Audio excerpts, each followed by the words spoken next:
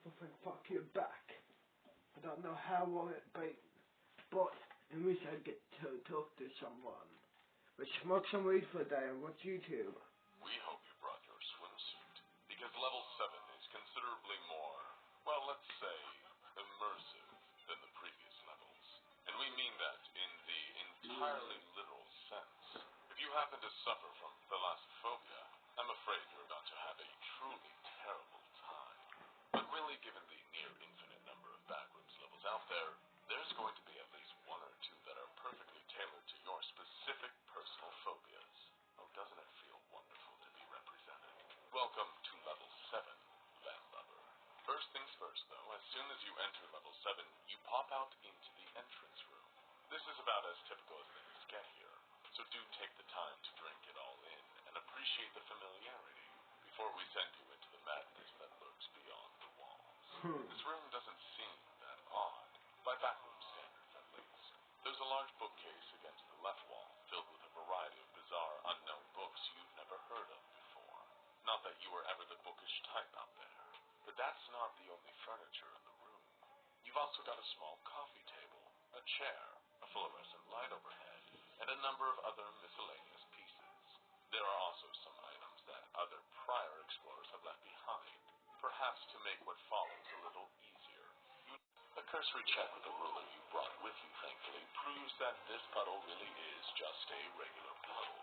This, naturally, causes your attention to turn to the mysterious door on the other side of the room. You've learned to trust the significance of strange doors in the back rooms. You approach with caution, taking the small revolver you've been packing for a few levels now out of your pocket. You slowly open the door, only to see a defiance of physics that almost breaks your brain to even consider.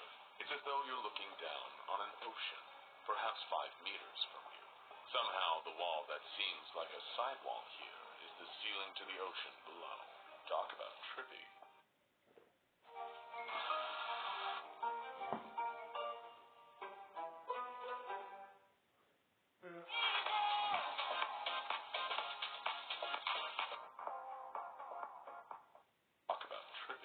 But your mind has already spent some time adjusting to the strangeness of this world. You're already thinking of potential solutions. If you can find some rope in this room, you can create a passage between these two gravitationally displaced zones. So that's exactly what you do.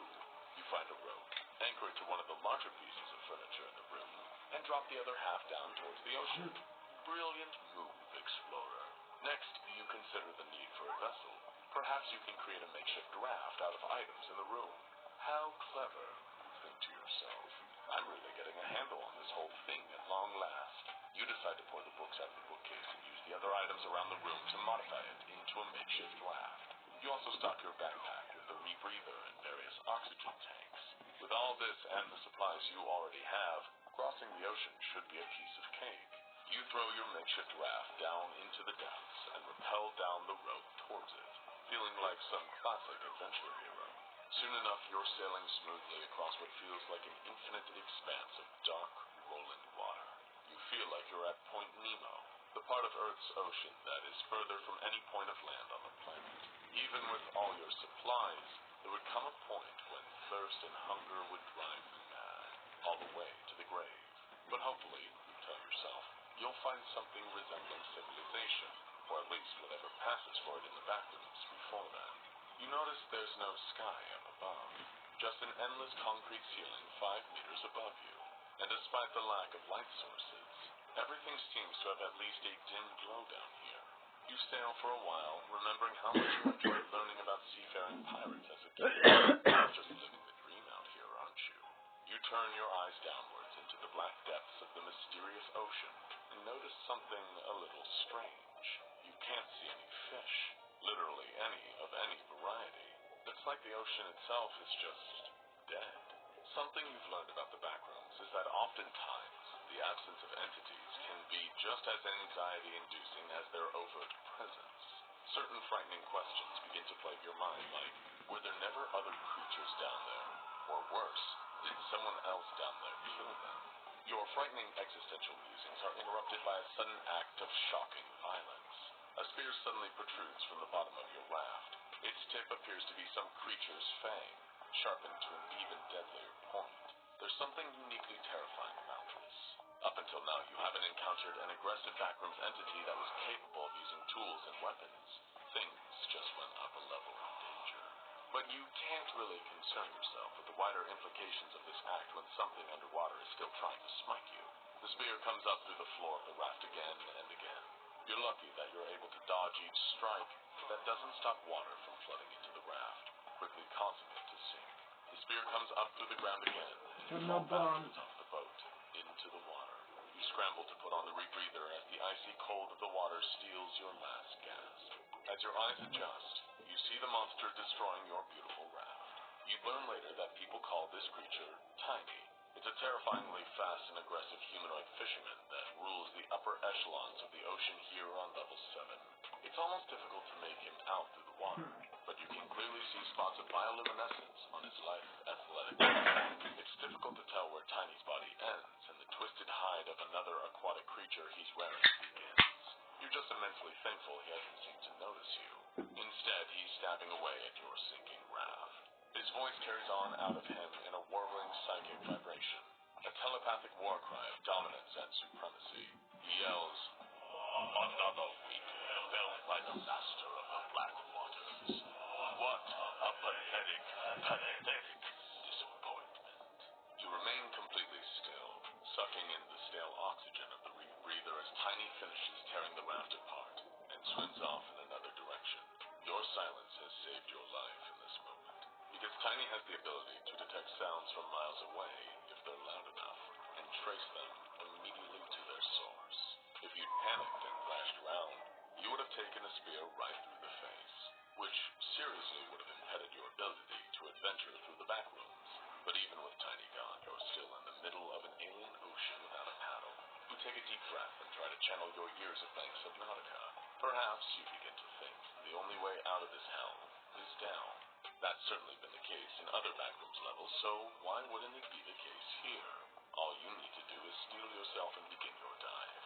After all, if Tiny has killed everything else here, you at least know he's the only creature you have to deal with on this level, right? Currently, you're up on the highest level of the ocean, known as the Daylight Zone. It's the least overtly strange and anomalous of the areas you'll find in here, save for the fact it's one of Tiny's favorite hunting grounds. It's pretty much completely barren, with the exception of salt water and a pervasive sense of ennui. You keep going deeper, beginning to faintly worry about the very real possibility the air of level 7 has a special quality that allows you to hold it in your lungs for much longer than conventional air. So if anything is killing you underwater today, it won't be the lack of air. Does that feel comforting at least? Eventually, after what feels like an eternity of swimming, you make like Rod Serling and enter the Twilight Zone. Chromebooks don't just start fast, they stay fast over time. So you can get to work fast. Yeah. And get to not work fast too. Okay, now we're just showing off. Switch to starting fast and staying fast. Switch to Chromebooks. Give your home loan a clever steer with CanStar's customer-owned Bank of the Year. The next level below the Daylight Zone you were just occupying. As the name suggests, it's a lot darker than the previous level, but that's not all. You turn around and see strange detritus floating through the dark and freezing water around you. Pieces of rusted metal, mysterious bone fragments, and in some cases whole skeletons, from both unknown aquatic mammals and mysterious, unearthly fish. This whole place seems to genuinely be nothing more than some kind of watery mass grave. As you get further into the Twilight Zone, you can even feel the pressure growing around your body. Part of you thinks that maybe you should turn around and swim back up to the top, but for what? For Tiny to impale you on his spear? You hold your breath and change the canister on your rebreather. You're committed now. You need to keep going deeper and deeper. Soon you reach the next level, an even greater vista of pure darkness and suffocating water pressure. You take out your powerful flashlight and shine it through the deep, dark gloom, seeing skeletons with structures that don't even seem to make sense anymore. This is because you're in the Midnight Zone. We'll give you the good news and the bad news. The good news is that Tiny doesn't dare stray down here, so you're safe from him. The bad news is that it's because something else has claimed this territory. You go deeper, trying to remain calm despite yourself. You're so deep now that the pressure feels like hands all around you, pushing in as though they're trying to force you into a shoebox. Welcome to the upper abyss, explorer. This level is so dark that even your flashlight is having trouble finding the way out there. You wonder for a moment, did something move in that deep and distant dark? Something impossibly big. Well, we hate to tell you this, but yes it did. Meet the thing on level 7. This giant aquatic abomination will give you the good news and the bad news.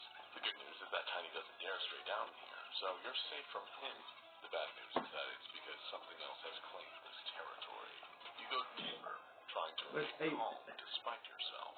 You're so deep now that the pressure feels like hands all around you, pushing in as though they're trying to force you into a shoebox. Welcome to the upper abyss, explorer. This level is so dark that even your flashlight is having trouble finding the way out there. You wonder for a moment, did something move in that deep and distant dark? Something impossibly big. Well, we hate to tell you this, but yes it did. Meet the thing on level 7. This giant aquatic abomination is the other creature that shares level 7 with Tiny. It's a giant eel-like monster, with a giant mouth capable of swallowing whole buildings in a single gulp, and a tail that's approximately 11,000 meters long. It's also omnivorous and hates humans, giving it all the reason in the world to brutally devour them. And contrary to its brutish deep-sea appearance, the thing on level 7 is actually an extremely intelligent being, with the capacity for advanced tactical thinking. While it isn't able to communicate telepathically or verbally, it has been shown to have the capacity to write, as we know from its critically successful and commercially popular series of self-published books, Eating People in the Upper Abyss of Level 7 and Me. This sort of thing is my bag, baby, by the thing on level 7. We recommend checking the books out, honestly. Despite him being a giant, terrifying aquatic horror, the thing on level 7's prose undeniably has a certain degree of charm and wit, compared to some of the works of Bill Bryson or David Sedaris. Incidentally, you can find them in the entrance room bookshelf if you were the kind of person with enough curiosity to actually look for them, rather than just turning the bookshelf into an ill-fated raft. You wisely decide to turn off your flashlight, because the thing on level 7 is extremely sensitive to light, and would likely see it as a very good reason to devour you. That's why you decide to continue the mission as discreetly as possible, and continue swimming lower into the abyss, as the great body of the Leviathan roils above you. Eventually, while you feel like the pressure is on the precipice of turning your bones into powder, you find your way deep enough to see what appears to be a vast underwater network of mountains and cave systems. This is new, you think. Perhaps a way out? And once again, you think correct. You swim up slightly into the bottom of the Midnight Zone, where you see an unimaginably huge mountain, bigger than anything you can imagine on Earth. You approach, seeing something glowing on the side of the mountain. An opening, a cave mouth. You approach the almost mystical promised aperture, beyond eager to leave this aquatic nightmare behind, and pass over to the other side at long last. Want to stay tuned for the next exciting exploration into the backrooms as we delve deeper and deeper into this liminal abyss? Be sure to subscribe to the Backrooms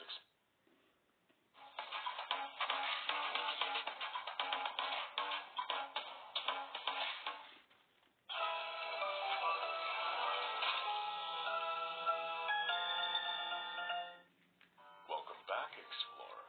How about a little spelunking? If it's a cave you crave, then you'll be right at home here. Just be warned, these passages can be a little stalactite. And if you're not careful, you stalagmite meet your end here. And if you think these puns are lethal, just... I'm tired. Let's head to bed. Hey kid. Hey kid. Hey guys. Excuse me. Excuse me, sir. Head to my room. This is my room. No, it's not. Die. Crap. This my room. Maybe not, yo. Which one is my room? I swear I have two. Like a double bunk. Like, no. Not a fucking double bunk, I mean, what, king size mattress.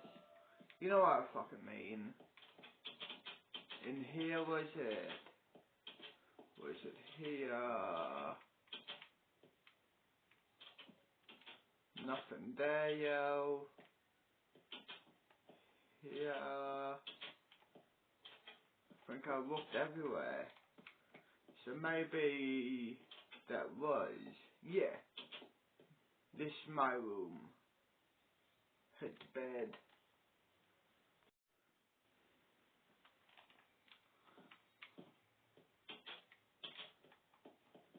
Let's go chill somewhere, dude.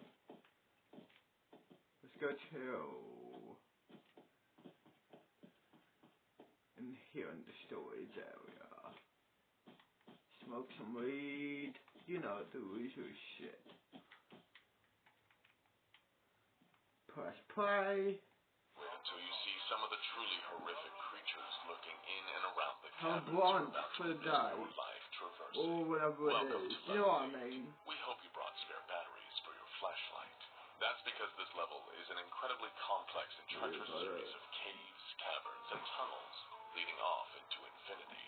Level 8 not only possesses all the unique dangers of the backrooms, but it also has all of the dangers that make regular Earth caves hazardous to traverse if you don't have preparation, equipment, and expertise. It's treacherous, uneven terrain largely kept in near dark, with the added danger provided by trickling rivulets of almond water, making the ground and walls extra slippery. Plant life is incredibly sparse here on level 8. The most you're likely to find are some dried up vines and shrubs, owing to the fact that there's seemingly no natural light down here. You also find huge pools of almond water pooling from the drips up above.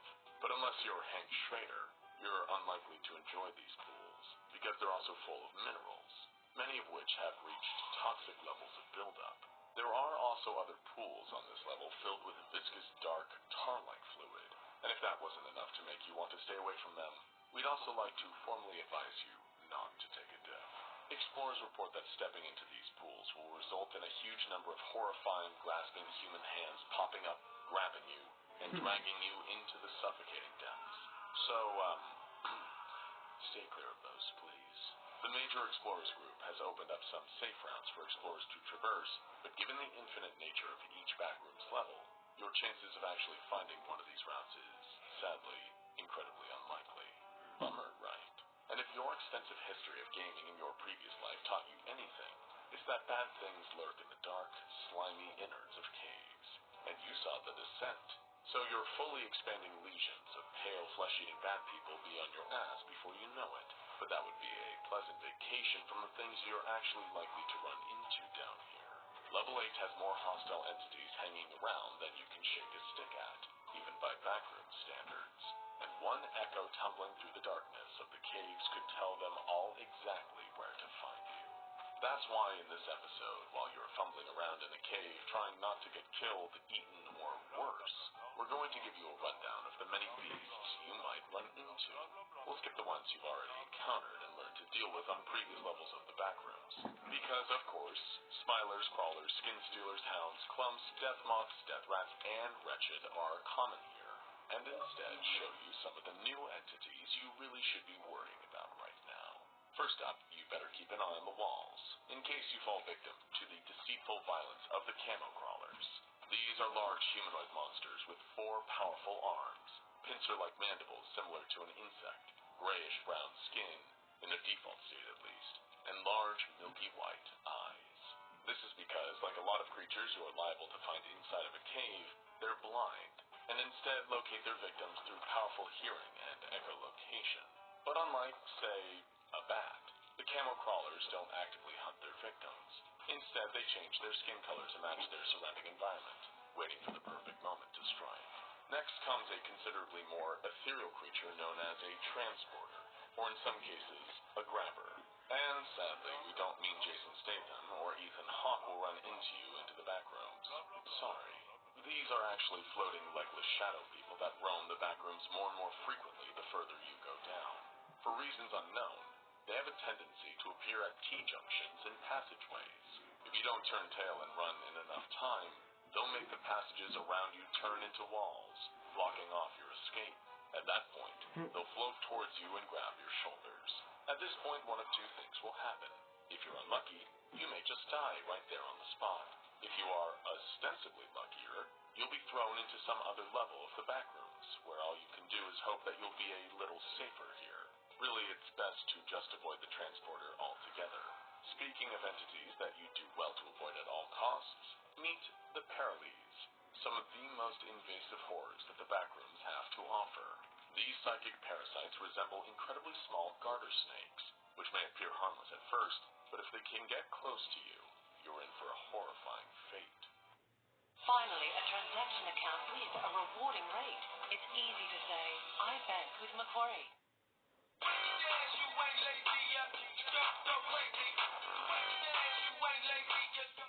To you, you're in for a horrifying fate. They'll use their psychic abilities to disarm you and crawl right into your ear, at which point they'll lock their teeth onto your brain and begin a 3-step process. During the first step, which can last for weeks, the person afflicted will begin to lie uncontrollably, deceiving everyone around them for seemingly no reason. During the second phase, they'll begin to travel around the rest of your body, leading to mental unrest and profound physical discomfort. Your speech will be impaired, and you'll find yourself only able to eternally repeat slither, crawling, slither, until stage 3 takes hold. At this point, the Paralee will crawl back into your brain and take full control of your body until you die. It will even lay eggs in your body, leading you to become a breeding host for even more Paralees. Sleep tight. Except you really shouldn't sleep, because you might run into a hostile child faceling. We know what you're thinking. Wait, why are you telling me this again? I encountered a faceling already on level 1. And while you are correct there's an important distinction between a faceling and a child faceling. The adults are, for the most part, pretty docile and harmless. But if you see what seems like a strange, long-haired little girl in the distance, then, buddy, it is time to run for your life. Child facelings are demonic faceless children with sharp blades and nasty attitudes. And if you get caught off guard by a group of them while you're in the cave systems of level 8, you may end up on the business ends of their blades. Next comes an entity that isn't really actively aggressive, but is still best avoided for reasons we'll discuss very soon. The Fault Crawlers. These are centipede-like entities that live in colonies across the backrooms, with elongated mandibles resembling that of a stag beetle. These creatures are highly poisonous, so we'd advise you to avoid eating them at all costs, if you're that kind of weirdo who just loves eating centipedes for some reason. And again, while they won't ever directly attack you, their presence can be a bad omen, as it can be a sign of more dangerous entities lurking nearby. Speaking of even more dangerous entities, we have one of the most mysterious entities in the upper levels of the backrooms, the Reviokes. Despite their somewhat whimsical name, these beasts are not to be trifled with. If ever you enter an area and the ground seems to be vibrating, then it's time for you to get the hell out of there, because you're likely about to be the victim of a hungry, emerging Revioke. When you see the ground beginning to crack, it's probably already too late. A pair of huge, muscular arms are likely to pop out of the ground and drag you underneath to your doom. Sometime later, your skeleton, picked clean, will be shoved back up to the surface. So be sure to walk without rhythm, and you won't attract the Reviok. Okay, now let's have a little bit of fun and lighten the mood. Just because we're in a cave shrouded in perpetual darkness doesn't mean we have to be all doom and gloom, right? So to make us all feel a little better, how about we hang out with a bunch of huge spiders? Oh, doesn't that sound like fun? Oh, I can just feel the joy and enthusiasm coming off of you. You're in wonderful luck in this regard, because level 8 is absolutely filled to the brim with these 8-legged pals. They're so synonymous with this level that these enormous spiders are known as the arachnids of level 8. Let's meet them. The most common forms are simply known as the arachnids. Biologically, they're highly variable, coming in a number of colors and ranging in size from 2 centimeters to 2 meters in length.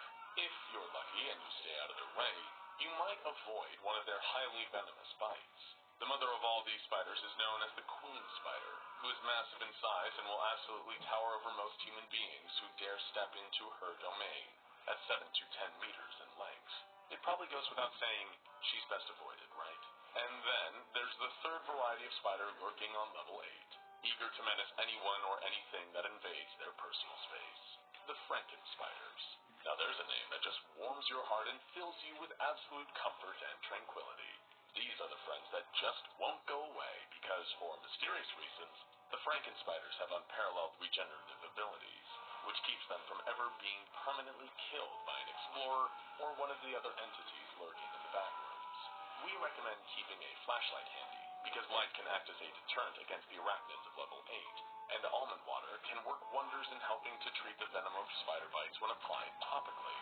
And this brings us to the last significant monster of level 8. So significant, in fact, that they have a notable effect on the very topography of the level. These entities are known as the Wranglers. They're huge, snake-like beasts, with the males of the species typically being extremely aggressive and proactive in killing and eating humans, and also, disturbingly, have extremely human-like faces that appear to have broad grins. The more mature specimens have gray skin and glowing eyes, and are capable of twisting their bodies in any way they like. They are able to bore through the caves, twisting their bodies like drills. But that isn't their most dangerous and problematic method of locomotion. There was an incident with an unimaginably huge Wrangler on level 8 long before you arrived, detailed as follows in the official Major Explorer Group report on the matter. December 17, 2019, 12:30 a.m. A large deceased occurrence of Entity 75 has been found in level 8. It was discovered after an unknown wanderer reported it to MEG Team First Response. A team was promptly sent and took 7 hours to get to the location with the help of MEG operative Geezer. These operatives tried burning a path to the exit. However, not enough pyro oil was supplied. A second team arrived with more supplies. This allowed a path to be burned through the entity. At a later date, the rest was burnt away. The amount totaled to 2 cubic miles. This anomaly is an old male Wrangler, and it's the biggest Wrangler, possibly the largest entity, recorded. Many public cavern systems in level 8 have been blocked off by a mass of decaying plant-like flesh of the Wrangler. The Wrangler died during no-clip burrow. It seems to have died of starvation. The number of skeletons and indigestible objects found in here was considerable. These skeletons belong to some unknown entities. Some human-made objects and other essential supplies were found. Other mysterious objects were found as well. The MEG have sent backup teams of Regiment Quickmatch to help the wanderers trapped in the caverns of level 8 due to the large Wrangler corpse. Truly anything can happen in the backrooms, especially in a place as mysterious as level 8. You take a breath, now knowing the sheer breadth of entities you might face here. You take a careful step forward and fall through the floor into the next level. Want to stay tuned for the next exciting exploration into the backrooms as we delve deeper and deeper into this liminal abyss? Be sure to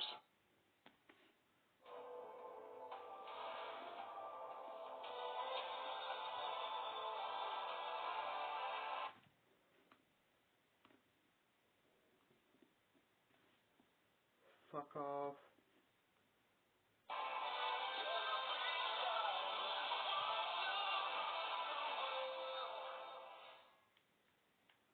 So your profile says that you're really into scuba.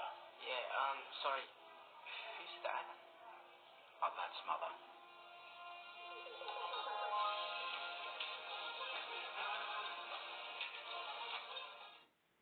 You wake up with your cheek kissing the moist, dark concrete below. You can scarcely even remember how you got here. But as you awaken and come to, rising shakily to your feet, the most strange and wonderful thought comes over you. Have you finally escaped?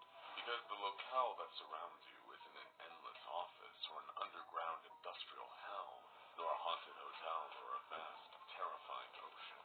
It's a suburb at twilight. One that you vaguely remember. Did you grow up here? You've spent decades trying to repress some of the more unpleasant details of your childhood and adolescence. Rejection, bullying, the shame and disappointment of your parents and teachers.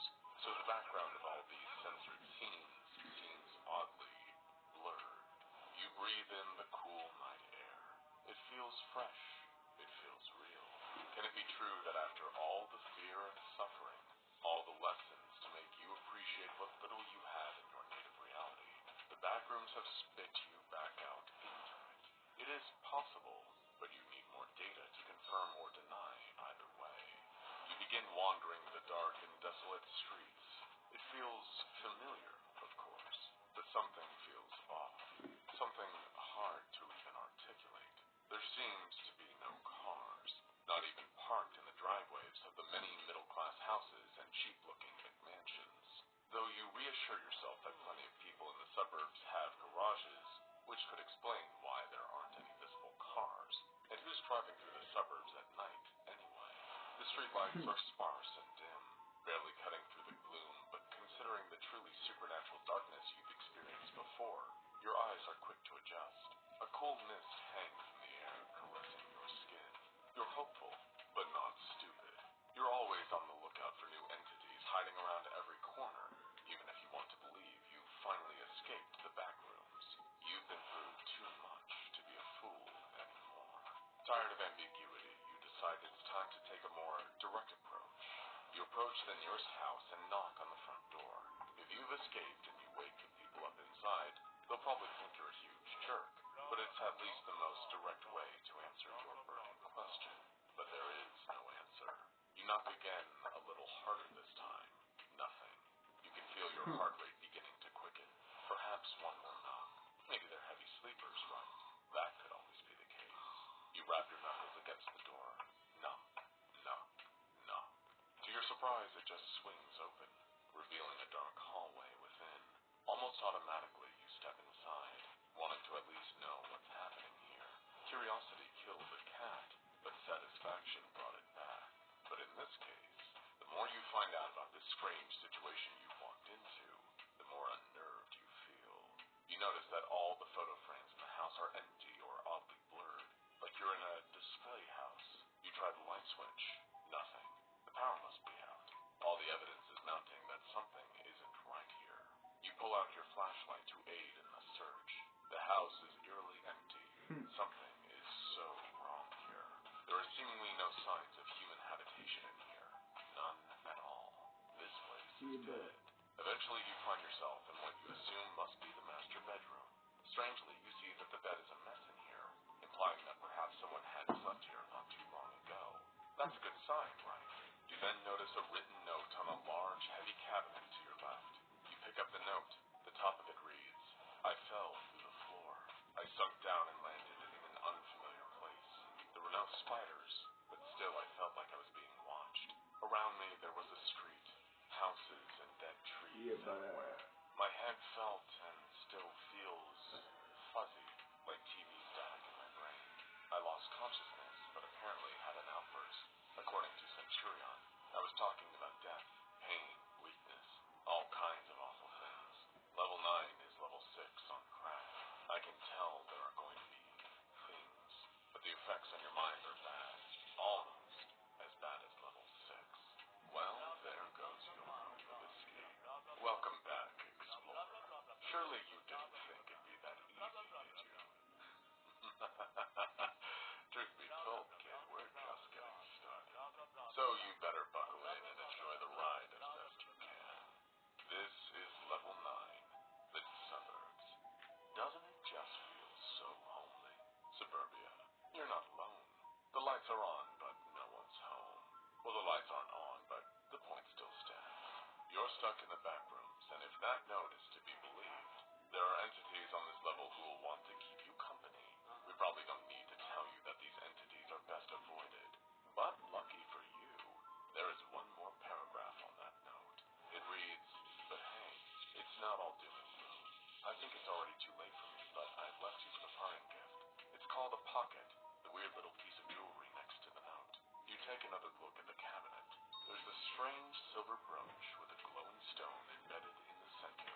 You feel an almost instinctive hum of power coming off of it that compels you to pick it up. You run your finger across the stone, feeling its subtle charge of supernatural energy course through you.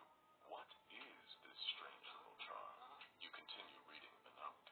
This is one of the most valuable objects you can find around here. It lets you put anything of any size, as long as it's not alive and inorganic, in your own little private pocket dimension for safekeep.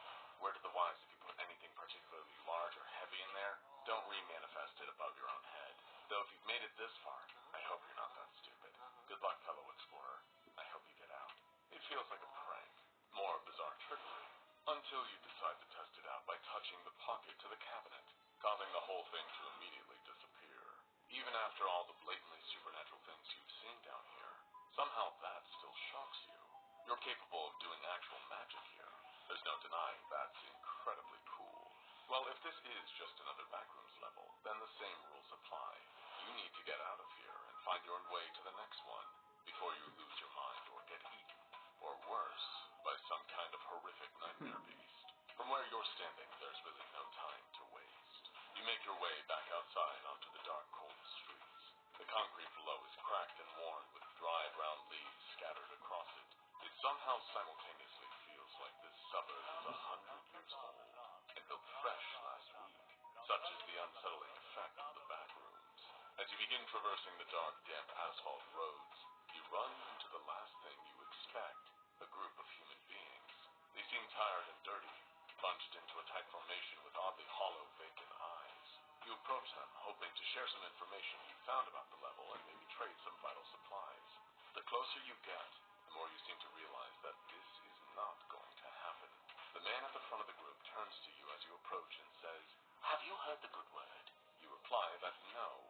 It's been quite some time since you've heard any good words down here. He doesn't seem to appreciate the joke. Instead, he pulls out a photograph of a hyacinth blue macaw, which appears to be covered in kiss marks. He and the rest of the group seem to show an almost holy reverence for this bright blue parrot. They all begin to chant uncomfortably out of sync, "Jerry is everything. Jerry is what I live for. All hail Jerry!"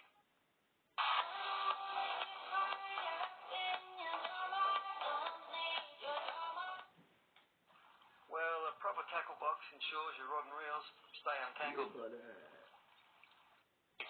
Jerry is what I live for. All hail Jerry! Jerry presumably being the macaw. You're really not ready to commit to a new system of faith right now, parrot-related or otherwise. So you nod politely and walk briskly away from the crowd of Jerry devotees. You just get the sense that you're going to be better off elsewhere rather than sticking with these parrot proselytes.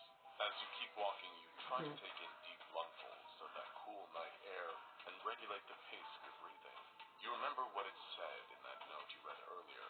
I can tell there are going to be things, but the effects on your mind are bad. Almost as bad as level 6. Considering that level 6 was the site of your previous full-blown mental breakdown, you're not exactly eager for a do-over. You're going to try to keep thinking happy thoughts, despite it all, and find your way out of here. Suddenly you hear childish giggling and cheering. You quickly look around, worried you're going to be suddenly surrounded by a horde of blade-wielding child facelings. But no, there's nothing standing around you. Oddly enough, you begin to realize that the noises you heard seem to be coming from directly above you. You seal yourself and look up. About 50 feet in the air above you, there are strange flocks of multicolored kites, or at least flying entities that look like kites. Despite the eeriness of the childlike noises, you get the sense that these entities mean you no harm. They're all just flying away in one uniform direction. How odd. You keep walking, acknowledging that on some level the backrooms could occasionally be beautiful in their own very peculiar, very unsettling way. After walking for a little longer, you see some lights in the distance. They're moving. Could that be a group of people with flashlights? You get closer, hoping this could be a group of fellow explorers who hadn't fallen into the thrall of Jerry. But as you get closer, you begin to realize that the silhouettes of these new people emerging from the distant haze are not people at all. In fact, they're a group of giant eyeballs, walking on their clusters of optic nerves. Each one has a beam of light emerging from its pupil. These friendly fellows are known as the Neighborhood Watch. And as you wisely intuit that you do not want to be caught in one of those beams and start running in the other direction, the watch seems to notice your frantic footsteps, though, and begins chasing after you. They don't want any interlopers destroying the beautiful tranquility of their suburb. You run until you pass the group of indoctrinated humans from earlier, still chanting their Hail Jerrys. You're desperately trying to warn them of the incoming threat, but they just don't seem to listen. And then, it's too late. A pair of watchers, the most common variety of neighborhood watch, which float and project their glowing eye beams, approach. The second the eye beam passes through the group of Jerry devotees, the devotees immediately disintegrate into ash. And most upsettingly of all, the ash somehow kept screaming. Is it time to run? Again, just like you always do. That's when something inside of you just snaps. You've spent your whole life running. From your bullies, from your obligations, from your regrets, from your whole life. And ever since you've gotten into the backrooms, you've been constantly on the run too. But not here. Not now. You've survived 9 levels of hell being thrown at you. Now it's time to throw a little hell back. Barely even comprehending your own actions, you run over to one of the 2 watchers at breakneck speeds and grab it by the back of its eyeball, where the tendril-like optic nerve connects. You turn it sharply to the side, catching the other watcher in its beam and turning it to ash. It feels good to give that freak a taste of its own medicine, but you're not done. For the watcher you're grappling with can wrestle free, you grab it by its optic nerves and swing it into the asphalt below again and again, until its eye splatters into dead on the unpainted road. You feel like an ancient berserker, undefeatable, a whole lifetime of anger and regret manifested in pure and elegant violence. Then you hear something running at you from the darkness at intense speeds. It's a strider, the second most common type of neighborhood watch creature. Its optic nerves have formed into